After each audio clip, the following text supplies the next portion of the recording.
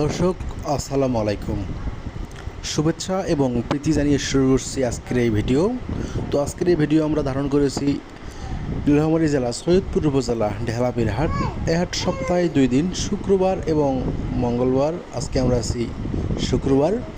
প্রচণ্ড বৃষ্টির মধ্যে হাটের ভিতরে সবাই ফাঁকা, কিন্তু এক ভাই একটি খাসি ছাগল দামাদামি করছে। তো চারিদিকে সুন্দরভাবে বৃষ্টি, যে বৃষ্টিতে সব মানুষ লুকিয়েছেন ত্রিপলের নিচে। ঠিক সেই মুহূর্তে এক ভাই চূড়ান্ত দামাদামি করেছে ছাগল। আমরা জানার চেষ্টা করব ভাই কী দামে ছাগলটি ক্রয় করলেন। তো দামাদামি শেষ পর্যায়ে তো আমরা পরে জানতে পারি সেই ছাগলটি তিনি ক্রয় করেন 12,000 টাকা দিয়ে।